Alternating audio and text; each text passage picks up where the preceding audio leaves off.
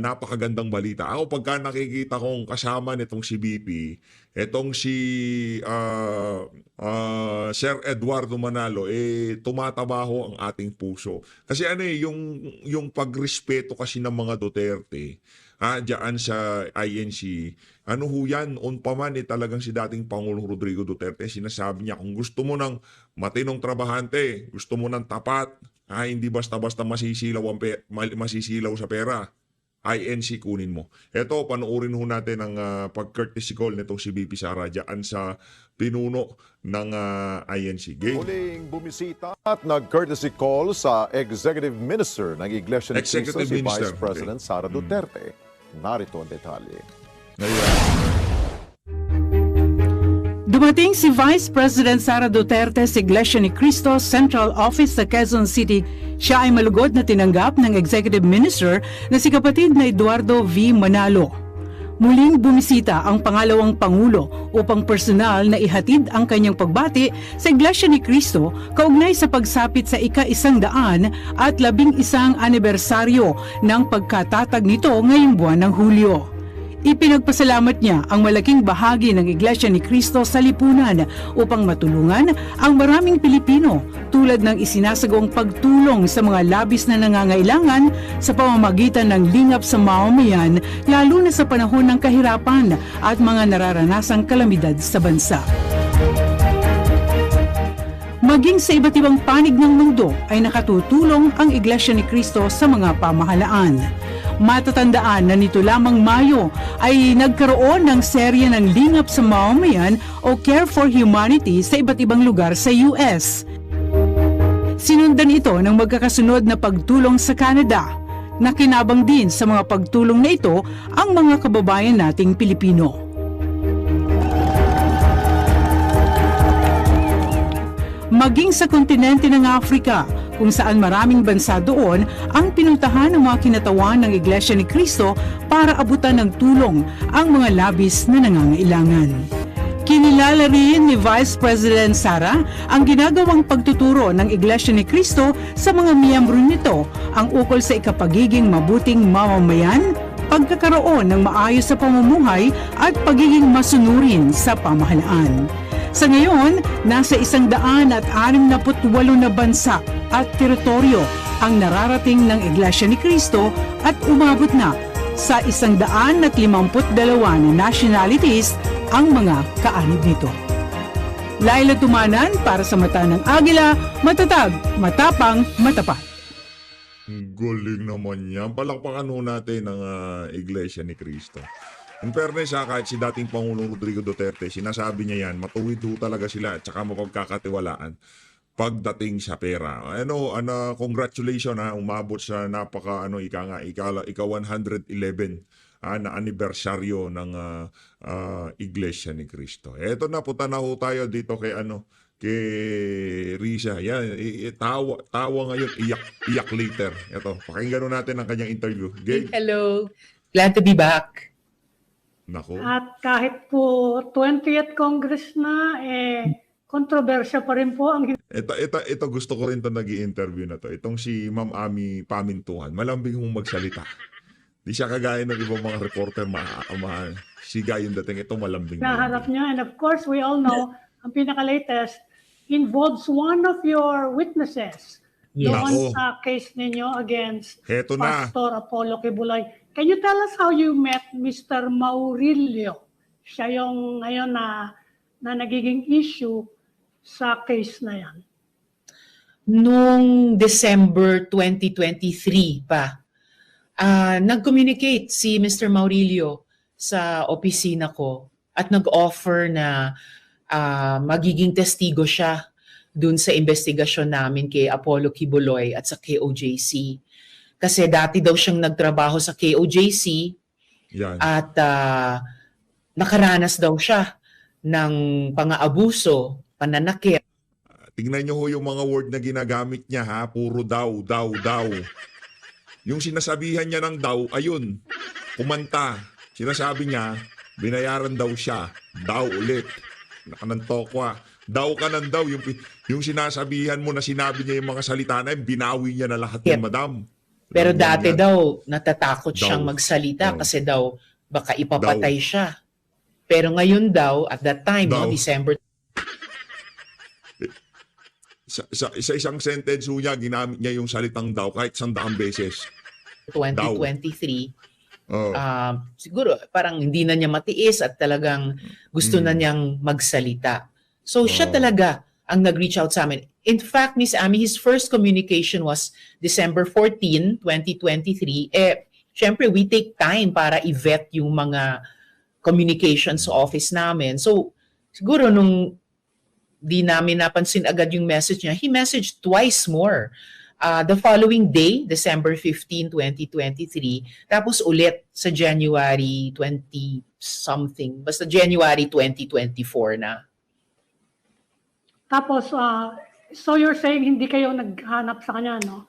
You Definitely. did not seek him out. No, we did not seek him out. Siya ang nag-seek out sa amin.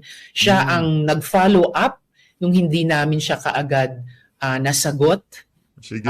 Until finally, the following month, after siya unang nag-communicate, saka kami nakapag-establish ng communication sa kanya. So ngayon, bumaliktad nga siya. Can you tell us your takeaways, yung insight ninyo, kung ano nangyari? It's not the first time actually na merong witness, no, na bumabaliktad. Alam mo, ilang beses nang nangyari yan sa mga high-profile cases dito sa bansa natin eh. Ano po yung tingin nyo na nangyari and anong balak nyong gawin para hindi maulit or just to be more careful kasi, of course, wala naman tayong guarantee na hindi uli siya mangyayari.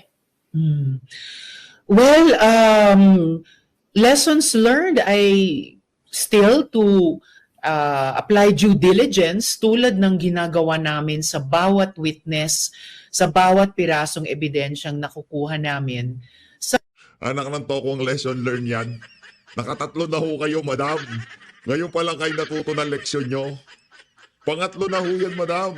Pangatlong witness na ho yan.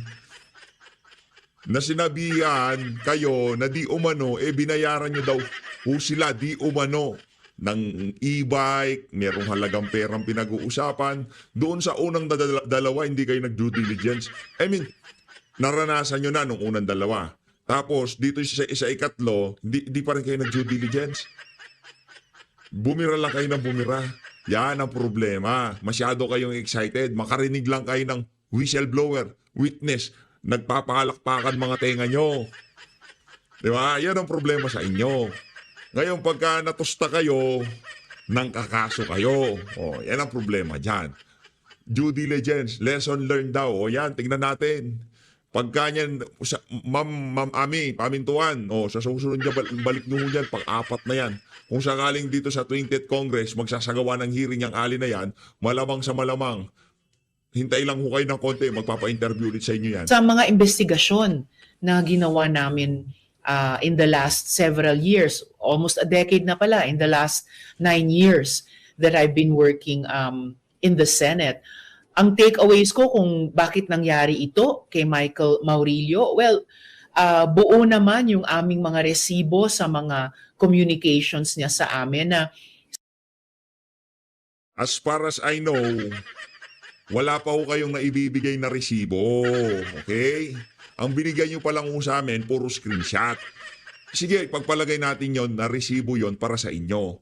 Pero para sa aming mga ordinaryong miron dito sa issue na to, wala hong bigat yung mga resibong binigay nyo. Ipaberipika nyo yung mga resibo.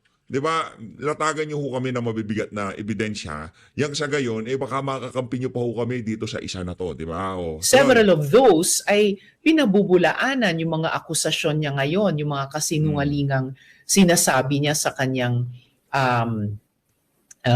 video. So, but beyond that, kaya naghain na ako ng reklamo, Miss Ami, sa NBI. Hindi lang kay Michael Maurilio, pero sa mga 100 mga vloggers na ikinalat talaga, at hindi lang ikinalat, pero dinagdagan pa yung video niya. I asked NBI's help to find out sino ba yung mga tao o grupo na nasa likod nitong video na ito para panagutin sila sa ilalim ng batas. And even to a certain yung kinalalagyan at kaligtasan ni Michael Maurilio dahil yung huling mga komunikasyon niya sa office ko nung June 22 and 23, itong taon lang, so just a little over a week ago, sabi niya na-kidnap daw siya. Doon daw siya bihag sa Glory Mountain ng KOJC at humingi siya ng rescue. At sineryoso namin yung mga communications niyang yun. Pinadala namin agad yung... Teka lang, madam. Oo, sinasabi niyo nagpaparescue siya. Kaso yung sinasabihan niyo na nagpaparescue, naglabas siya ng pinakalitas na video niya na kung saan sinasabi niya na hindi siya nagpaparescue. Hindi na naman daw totoo yung sinasabi niyo na yan. Yun ang sabi niya dun sa uli niyang video. Ang mangyayari dito, ano yan sinabi nito, sinabi ni ganyan, imbis na pag-initan nyo yung mga vlogger na nagsasalita dito sa issue na tayo wala tayong dinagdagan dyan o binawasan yan. Literal na pinanood lang natin yung video na yan. Ang gawin nyo ang gawin nyo Senator Risa Hontiveros, hanapin nyo si alias Maurilio, alias Rene. Siya yung digdigin nyo, siya yung pag-initan nyo. Kasi siya naman nagsalita. Siya yung nagsalita sa Senado at siya ang bumawi doon sa mga sinabi niya sa Senado. Kasi kung wala yung video na yun, wala naman kami mapag-uusapan. Kung wala siyang sinabi sa Senado na binawi niya sa pinakalitas ng video, wala ko tayong problema ngayon. 'Di ba?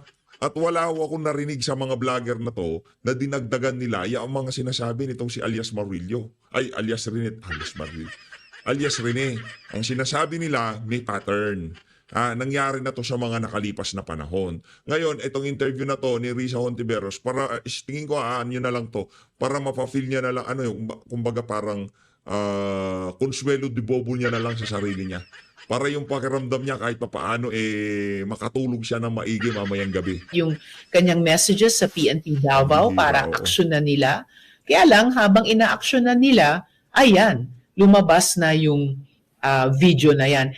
And yung unang naglabas niyan ay isang tingin namin fake news channel talaga, nagngangalang Pagtanggol Valiente, which by the way was formed only on June 24, the day after Michael Maurilio's messages. And so bagong-bago pa lang ito at sila yung unang nag-upload ng video nito. Check ko nga. But as you mentioned, this is not the first time nangyari sa history Senate investigations. Mukhang ganyan ang pattern ng Teka, madam. Mga grupong gumagawa nito. They will harass a witness after he or she testifies. Yan ang isang unang reklamo din ni Michael Maurilio sa office ko pagkatapos niyang mag-testify. O kaya engganyohin nila yung witness by certain offers. Yan din ang sumbong ni Michael Maurilio sa amin after he testified na kinakausap daw siya ng mga dati niyang kasama sa KOJC na ito nga magbaliktad, pahiyain daw ako, and in exchange bibigyan daw nila siya ng pera, itatago daw ng maayos, bibigyan daw ng magaling na abogado. So we've seen. Naku, yan na nga ba sinasabi, Ngayon, nung unang press con mo, sinasabi mo, nanghihingi siya ng pera. O ngayon naman, binibigyan naman siya ngayon ng pera. Inaalukan siya ng pera. Ano ba talaga? Naguguluhan na kami sa iyo, Senator Risa. Nakanantok pa, wag kong ganon. Litong-lito na nga kami, linilito nyo pa kami. Di na nga namin malaman kung alin paniniwalaan namin. Yun bang pagsasalita niya doon sa iyong komite o itong pinakalites? Ang pinanghahawakan lang namin dito, Senator Risa, yung body language niya. Una sa lahat, hindi siya nagbabasa. Pangalawa nito, hindi siya umiiyak. Dire-diretso ang pagsasalita niya. Yun lang pinanghahawakan namin dito. Maliban doon, wala naman kaming ibang masabi dyan. Wala kaming idaragdag o ibabawas dyan sa Pagtanggol Valiente na yan, di ba? Wala, ano ba? Ano ba sasabihin natin? Na kesyo ganito, kesyo ganito. Ang sinasabi lang natin dito, may pattern, Senator Risa. Kung doon sa naunang tatlo, hindi ka pa nag-lesson learned, dito pa lang sa pang-apat na to, may diferensya ho kayo. Kung di pa lilitaw itong si alias Rene, hindi pa kayo mag-due diligence, hindi pa kayo magle-lesson learn. This being done to other witnesses in Senate investigations. Kaya yung reklamo ko talaga sa NBI has to do with yung ganitong nakikita kong pattern din kay Michael Maurilio ng witness tampering, fake news, no, at saka psychological warfare. Fake news. Witness tampering, psychological warfare. Kay ano lang Senator Risa, kayo ho kasi matagal na ho kayong sira sa sambayan ng Pilipino. Ako parang matagal na kayong sira sa sambayan ng Pilipino. Yung pagdating doon sa witness tampering, hindi para sa inyo ang magsabi na ganito ang meron kayong pinapatungkulan ng mga individual o mga grupo na nagkakaroon ng witness tampering, nagkakaroon ng ganito ganyan. Yun nung mismong pinagsalitahan nyo sa Senado, ang kalaban nyo dito, walang organisasyon, walang individual, yung kaisa-isang tao na yon. Diba? Lahat ng sinabi niya, pinasinungalingan niya lahat yon. Yan lang, ito kasi si Risa Hontiveros, mahilig ho ito na isangkot niya lahat. Yarin lamang na nasunog na ako, lahat kayo tutustahin ko na. Ganun ang datingan, di ba? Di ba? Etong si alias Rene, wala naman siya iba pinatutungkulan. Wala naman siya iba sinisiraan. Na sinasabi lang niya dito, binayaran ako, di umano, ng mahigit 1 milyon para sabihin ko yung mga sinabi ko. Kaya umiiyak ako kasi sinungalingan yung mga sinasabi ko. Yun lang yung sagutin nyo. Kaso ang problema, kinasuhan si ganito, kinasuhan si ganyan, hinablas si ganito, hinablas. Partida, gusto pa ho niyang i-decriminalize ang libel sa lagay na yan, ha? Pambihira. Senator, sa tingin mo, things would have been different kasi merong mga report that he was asking, Mr. Maurilio was asking for witness protection, ano? Pero sinabi niyo yata, according to the reports, hindi naman kasi papilya ng Senado. Pero sa tingin niyo, kapag ganyan ang kaso, tingin na there could be some coordination between the Senate, for example, and law enforcement agencies para kahit man lang yung mga pinaka-top witnesses nyo, maihain nyo sa kanila na pakiproteksyonan nga muna to kasi nga baka nga ganyan na mangyari. Actually, in fairness sa witness protection system that we've put together, no matter how modest nitong nakaraang mga taon, simula pa sa mga witnesses sa pagpatay ni... Tinanggihan mo pala Dapat di mo tinanggihan, madam. Binigyan mo siya ng proteksyon. Di ka pala marunong mag-alaga ng witness Kian de los Santos, hanggang sa witnesses dun sa Farmally investigation, hanggang ngayon, nagawa lang talaga namin yon sa tulong ng mga civil society at saka church organizations. Bukod sa ilang mga pagkakataon na may mga nag-qualify, no, dun sa witness protection program ng DOJ. Halimbawa, for a time, yung mga witnesses namin sa yung Pastilla scam investigation. So again, in fairness to yung mga tumutulong sa amin, si Michael Maurilio himself was still being cared for ng mga civil society and church partners kahit pagkatapos ng pagtestigo niya sa investigasyon. In fact, sa pagkaalam namin, he was with church leaders pero umalis siya sa company nila just before nag-message siya sa amin ng help, kailangan ko ma-rescue kasi ako ay kinidnap at dito na ako binibihag sa Glory Mountain. Naku, yari tayo dyan. Parang nabasa ko na yung yung script na yan. Parang yaan yung kay Pastor Apollo Kibuloy, Glory Mountain. 'Di ba? Nabasa na namin yung playbook na yan. Yaang text message hindi na sertipikahan, hindi na verify o hindi dumaan sa kahit anumang vetting process kung tawagin. 'Di ba? Hindi natin alam kung totoo yan o gawa-gawa lang yan na yes, Senator Risa, di ba? Hindi na mapagkakatiwalaan kagaya nitong lumabas na to kay alias Rene. Kaya naman lahat ng mula ngayong mga panahon na to, pag-uumpisa ng 20th Congress, ano mang salita lumabas sa ali na yan, sa bibig ng ali na yan, di natin basta-basta pwede paniwalaan. Halimbawa, nag-conduct siya ng hearing, o meron siyang komite, binigyan siya ng komite. Ngayon, meron siyang pinag-usapan sa komite niya, ganito, ganyan, itong findings namin, huwag ko kayong basta maniwala. Kasi magpalipas muna kayo ng 1 taon, baka lahat ng pinagsalita niya dyan, maya-maya bumaliktad na naman. Mahirap pong pagkatiwalaan yan. Lahat po ng sinasabi niya. Kagaya dito sa Glory Mountain, nagpapatulong to si alias Rene. Kabalbalan ho yan. hindi ang gusto nitong si Risa Hontiveros, lahat na lang na lumabas sa bunganga niya, tatanggapin na lang natin ng ganun-ganun na lamang. Sa kabila ng sa kabila ng kanyang track record pagdating sa mga witness, hindi naman ho ata maaari yun. At sana naman itong si Senator Risa, kung hindi niyo makumbinse ng ganun-ganun na lamang ang sambayanan, huwag niyo hong banatan yung mga nagsasalita kaugnay sa mga sinasabi niyo. Masyado kayong mga crime baby, kakana ito si Mayor. So you're okay Mayor with that setup? Pumpulo. Kasi tatanong ko sana, meron bang magagawa ang executive, for example, o kaya by legislation, to strengthen our witness protection program? Kasi hindi lang naman yung witness ang mahaharas eh. Pwedeng yung pamilya niya, di ba? Di naman sa sine lang natin nakikita yung mga ganyan. Talaga nangyayari Correct. siya, no? But I know we have limited resources, pero may magagawa pa kaya ang gobyerno to improve the Definitely. witness protection system?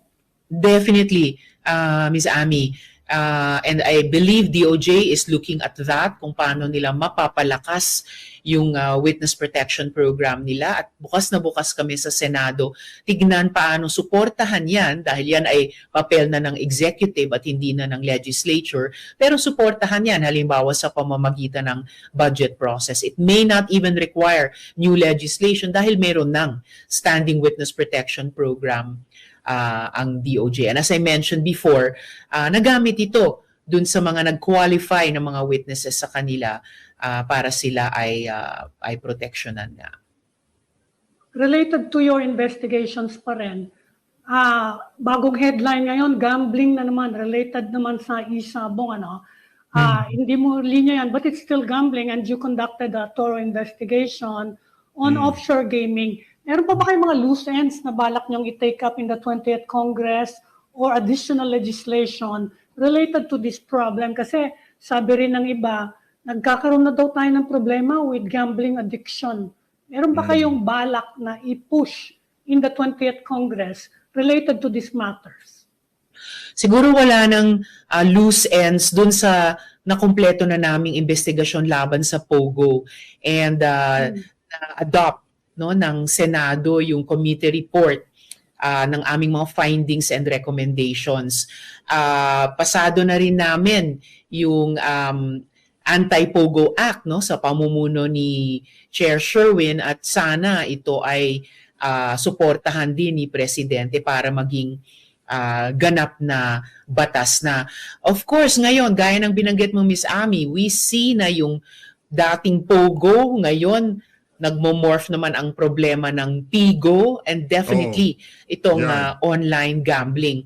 So in fact, meron nang naihain na panukalang batas, I believe ni Sen. Sherwin din, and I will be supporting friendly interpolating and contributing proposed amendments para mapalakas pa yung mahigpit na batas para i-regulate yung online gambling na yan. Mahigpit na batas daw, anak ng tokwa. Kakamot ka lang nga makakapag-cash in ka na. Anong higpit nun? Pambihira, oo. Tinanggal-tanggal nyo, POGO. Gusto nyo palang pasugalin, sambayan ng Pilipino. Kung tayo papipiliin, hindi ito, kunyari wala tayong choice. Kasi ay parehas yan, ayaw natin yan, POGO tsaka PIGO, ayaw natin yan. Basta ayaw natin ng sugal period. Ngayon, kung wala tayong choice, kailangan talaga nating mamili. Diba? Wala kang choice, mapipili ka dyan sa dalawa na yan. Alin pipiliin mo? POGO or PIGO? Pasugalin yung mga banyaga o pasugalin ng mga Pilipino? Kayo na hong musga. Alam ko, pipiliin nyo, yun yung pinakamagandang option. Kung wala tayong option, kung kailangan natin pumili ng isa sa ayaw sa gusto natin. Diba? Pero kung tayo masusunod, wala, POGO at PIGO, wala. Anak ng tokwa, nagdadrive yung taxi driver na nasakyan ko, pinipindot siya ng gano'n, nakala ko, naghahanap siya ng playlist sa Spotify. Ngayon pala, nagka-cash in na siya. Mag-i-scatter na siya. Anak ng tokwa, sabi ko, gano'n na lang kadali. Gano'n na lang kadali, pa ganyan-ganyan lang . Ngayon, yung mga naghihintay ng booking, yung mga food delivery rider, habang nasa labas sila ng fast food, yung mga kinita nila, ini-scatter nila. Hindi naman lahat. Meron lang tayong nakikita. Ganun katalamak. Ngayon, papiliin ko kayo. Ayaw natin ng POGO, ayaw natin ng PIGO. Dito sa channel na to, marami nagpapa-promote sa atin. Umaabot ng 300,000, 450,000. Alam po, pinakita ko na yan sa mga nakalipas na video ko, yung email ng mga online betting app. Ganon ho kalaki ang offer. Umaabot ng 250,000, umaabot ng 350,000. Ganon ho, depende kung gaano kalaki yung views nung makukuhang views nung gagawin mong video. Pero hindi ho natin tinatanggap. Kasi sugal yan eh.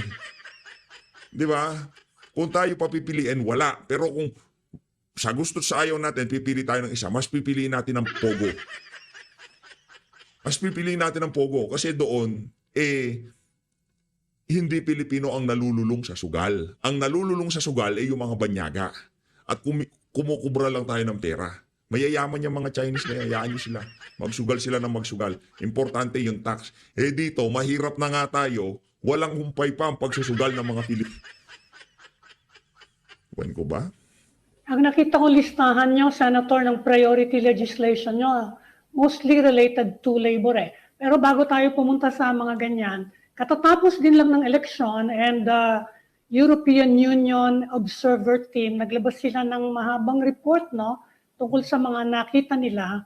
And isa sa mga binanggit nila obsolete na nga daw yung mga laws natin, di na daw nakakahabol sa mga reforms, sa mga panibagong legislation na related to election. Meron ba kayong balak na isulong na legislation related to election reforms? Kasi sinabi sa amin ni Chairman Garcia ng Commission on Elections, every Congress nagpo-propose kami ng election reforms eh. Wala naman nangyayari. Ano kayang pwedeng gawin doon? Well, pwede talagang kumilos mas proactively yung Joint Congressional Oversight Committee on the automated election system. Mula pa nung nakaraang kongreso at nakaraang eleksyon, may mga nakabinbin pa na kong mga tanong sa COMELEC din. Halimbawa tungkol dyan sa MIRU system at yung kontrata, no? In terms of yung modelo ng counting machines na iyan na hybrid, in terms of yung presyo ng lease contract na yan, no, for one election kumpara sa lahat ng purchase contracts ng nakaraang lahat ng mga naunang automated elections nung nakaraang mga taon. And these are serious questions, no, ng pagsunod sa kasalukuyang Omnibus Election Code on the part of the COMELEC. Let alone, for sure, kailangan pa ng mga patuloy na political and electoral reforms, kasama na Ms. Ami yung mga campaign finance reform at iba't iba pa. So, mananatili akong active dyan at proactive din dyan mula sa Senado vis-a-vis sa COMELEC. Isa sa mga campaign finance reforms na nabanggit ni Chairman Garcia, yung cap, yung ceiling sa campaign, yung limit per person, ano, sa tingin nyo, dapat na rin siyang taasan. Masyado na daw unrealistic, sabi niya. Simula nang ginawa yan, kaya nahihirapan ding mag-regulate, no? At pati yung mga kandidato, medyo naguguluhan na lalo ngayon. Ang hirap-hirap din i-monitor because of the online capability nga for campaigns sa kayong ibang platforms. Sa tingin nyo, may bala kayong suportahan o magsulong din ng batas related to that? Siguro makakatulong din naman i-raise by legislation. Wala na, bulahan na o itong mga kababayan. Lahat ng sasabihin ni Risa, maliban doon sa mga napanood natin na yon, as usual, puro kabalbalan. Wala ko tayong aasahang matinong salita lalabas sa bibig nitong ali na to. Sagutin nyo ho muna. Anuin nyo muna yung tipong hanapin nyo si alias Rene. Yun ho muna. Bigyan nyo ho muna kami ng mas kapani-paniwalang mga ebidensya maliban doon sa mga ilinatag yun nakalip.